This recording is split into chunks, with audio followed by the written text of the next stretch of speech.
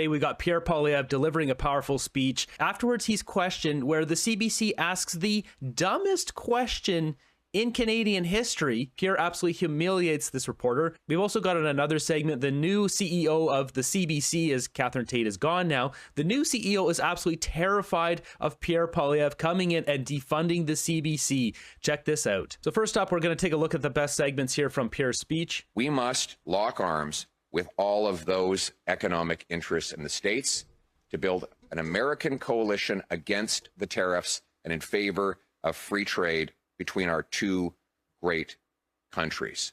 As always, we will stand strong with growing confidence. We are the second biggest landmass in the world, 41 million brilliant people, the third biggest supply of oil, fifth biggest supply of natural gas, biggest supply of uranium and potash. We have not one, two, or three coasts. We have, if you include the Great Lakes, we actually have 4 coasts that can take us to tidewater. We have the biggest supply of fresh water anywhere on Earth, the 5th biggest supply of farmland. We should be the richest nation on Earth. These tariffs are a wake-up call that it is time for us to meet our potential.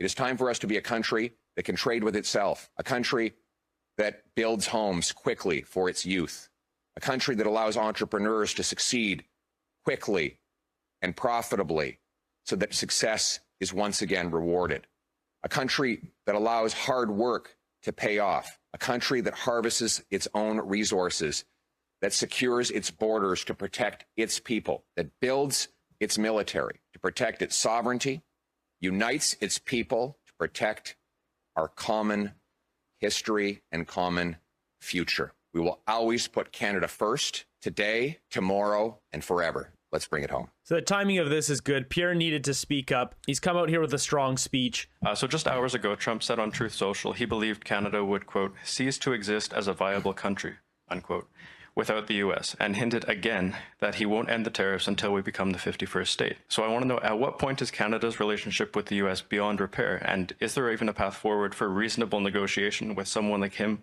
at the other end of the table? Our friendship with the Americans is not based on any one politician. It is based on our centuries-long history of trade, of friendship, of common defense, of fighting on the battlefield, arms locked together against common enemies. We will continue to build that friendship with the people of the United States. But let me be clear, we are an independent and we are a proud nation. We will come through this an independent and a proud sovereign nation. We will not back down. We will not cease.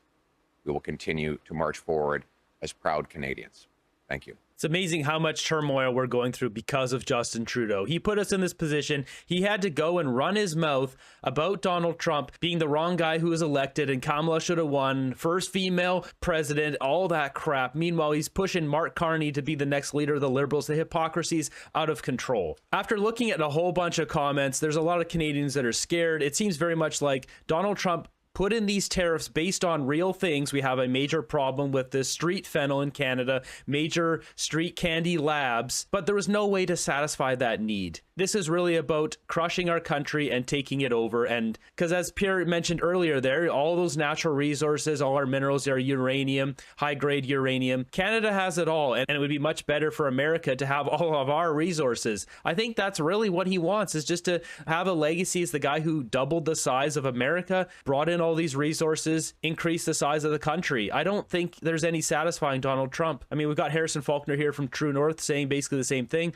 Donald Trump once again saying Canada should become the 51st state a day after imposing the 25% tariffs on all Canadian goods. No mention of illegal immigration or street fennel. And you think of how much Danielle Smith did to secure up the Alberta border, and there's still tariffs on the oil there. Is this just a play here to push forward as much as he can before the midterms in America? I believe at the end of 2026 they'll have midterms. He's got full control of the Senate, the Congress, everything right now, so he can push forward on anything he wants to do.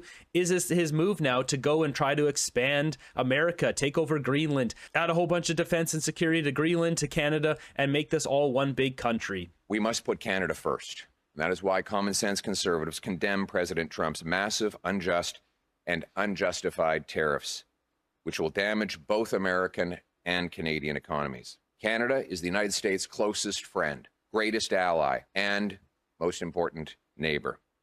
We share the longest undefended border. We fought alongside the Americans in 2 world wars, Korea and Afghanistan, where we lost 158 of our brilliant young men and women to avenge the attacks of 9/11 on New York and Washington.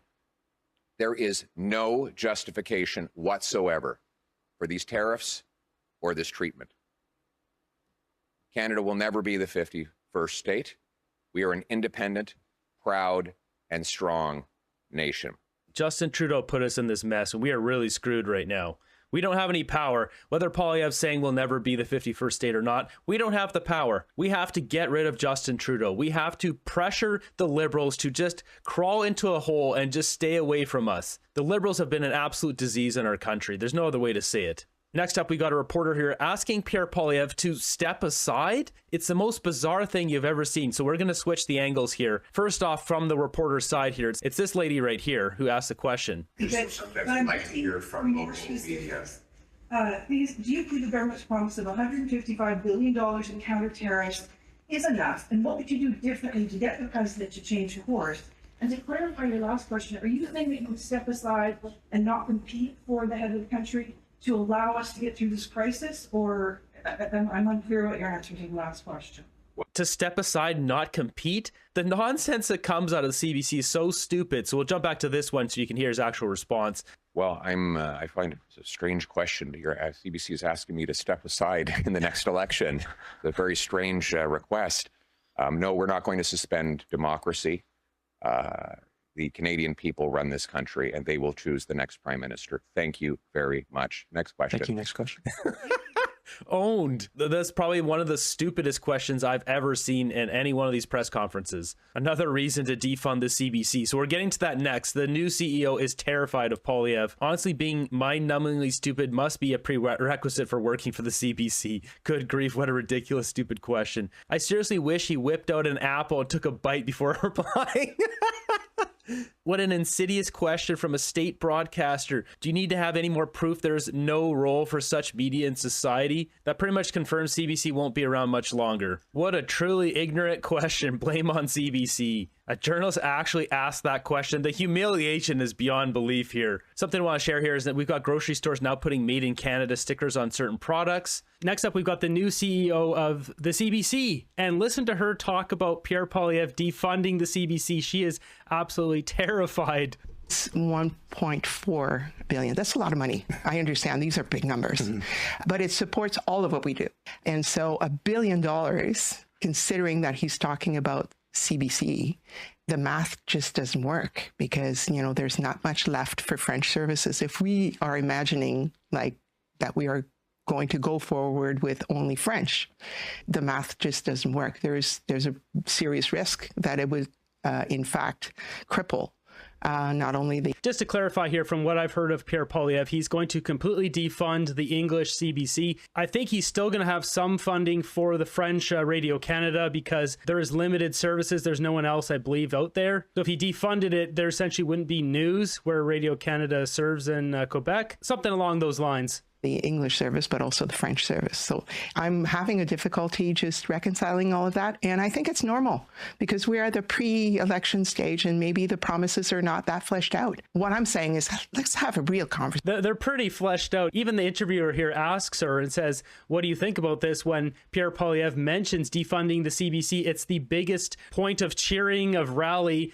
at his events. People are going wild over it. It's time for this paid off media to find their own way. Conversation about how it's going to impact Canadians, Francophones and Anglophones, and Indigenous peoples. So your sense of just... Yeah, Canadians will finally be forced, if they're stuck on CBC, they'll be forced to go find a source of media that's hopefully more honest than the CBC, which is not going to be hard. To be clear, your sense is, because again, this is what the argument has been made, is that English language CBC would be cut because he believes and others believe that there are lots of other free market options for people in English Canada, but that Radio Canada would continue and the funding for RadCan would continue. You believe that that's not possible? Well, I believe that that's not what's in our mandate right now, and that in order to achieve... He's not going to cut CBC because there's other options. He's cutting the CBC funding because it's corrupt. It's propaganda. It's pushing Trudeau nonsense. It's not honest. That is the problem. Otherwise, I don't think he'd have a problem with it. If